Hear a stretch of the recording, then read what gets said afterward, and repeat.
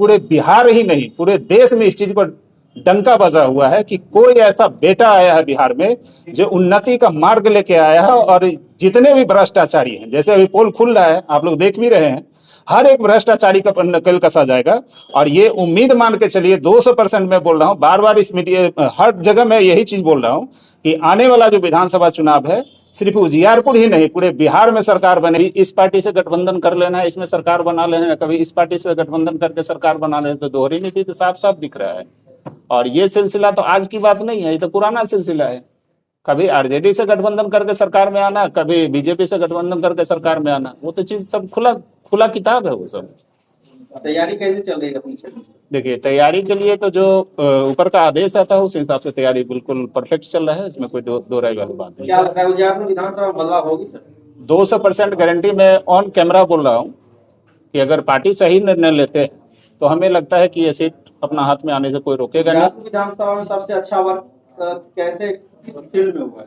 देखिए, ऐसा कोई फील्ड नहीं बचा है हमारे जनसुराज के साथी के द्वारा जिसमें काम नहीं हुआ है। और रही बात सत्ताधारी की बात करें तो आप सब देख भी रहे हैं कि हर एक मुद्दा को हम उठा रहे हैं जगह जगह जाकर। जैसे कि आज भी हम लोहागिर में गए हैं, एक सभा थी मेरा 2 बजे में। उस सभा में जब उनका गांव का लोग हमें घुराया वहां पे, तो मुझे लगा कि नहीं, ये 1947 में देश आजाद हुआ, लेकिन हमारे बिहार में उजियारपुर का आजादी नहीं मिला। ये कैसी सरकार है?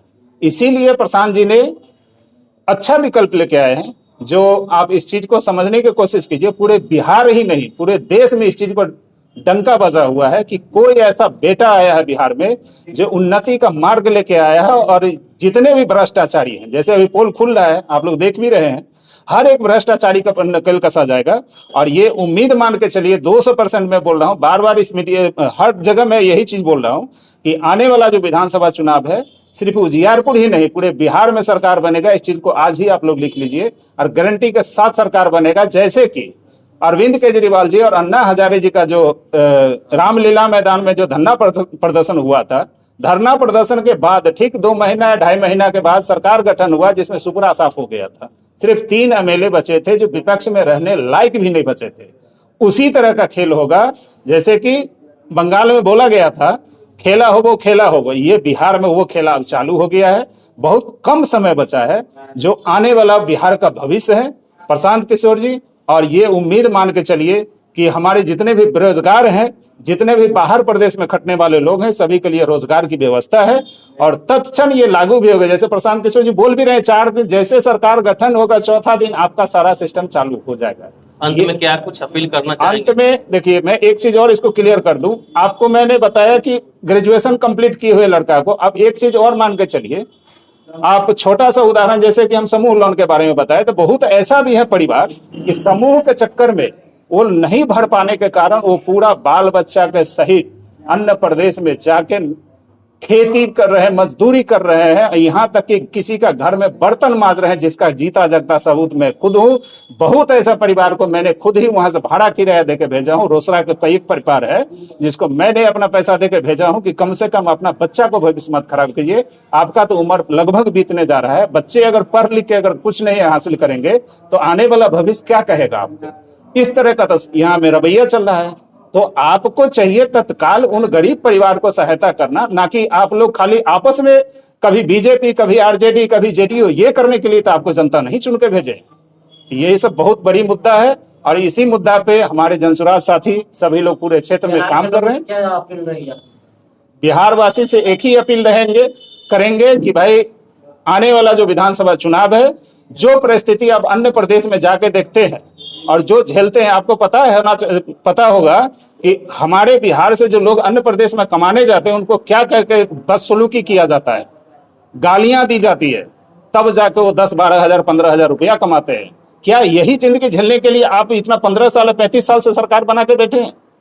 गरीब के लिए आप लोग को थोड़ा भी दया नहीं है क्या? आप लोग दया भी घोट के पी गए? इसी के लिए प्रशांत जी हर एक मुद्दे पे पहल कर रहे हैं।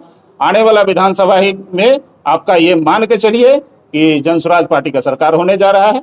और मैं जनता से एक ही अपील करूंगा कि ये जो तीसरा विकल्प, जैसे अन्य प्रदेशों में बहुत बड़ी चर्चा बनी हुई है, आप सिर्फ बिहार का छोड़ दीजिए, पूरे इंडिया में पूरे चर्चा का विषय बन गया है कि एक ऐसा बेटा आया है बिहार में जो गरीबों का मसीहा बन के आया है। और ये उम्मीद मान के चलिए ये पूरे अन्य देश में जितने भी हमारे बिहार के लोग हैं सभी लोग खुल के सपोर्ट कर रहे हैं।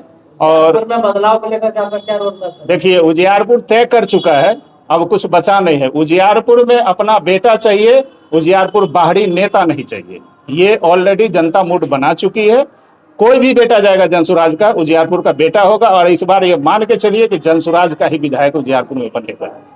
और जनता से एक ही अपील होगा कि ये मौका आपका सुनहरा मौका इसको कहिए, और पहली बार ये मौका आया है, ये मौका का आप जाने मत दीजिए। अगर ये मौका छूट गया तो 35 साल अभी हम लोग बैक हो गए हैं, 70 साल फिर से बैक हो जाएंगे। ये मौका के लिए आप लोग से विनम्र निवेदन करते हैं कि इस बार आप लोग सोच समझ के अपने बच्चों के भविष्य के लिए, और जो हम लोग कष्ट काटते हैं बाहर अन्य प्रदेश में गालियां झेलते हैं, उस चीज को माइंड में जरूर लीजिएगा वोट दबाने का टाइम।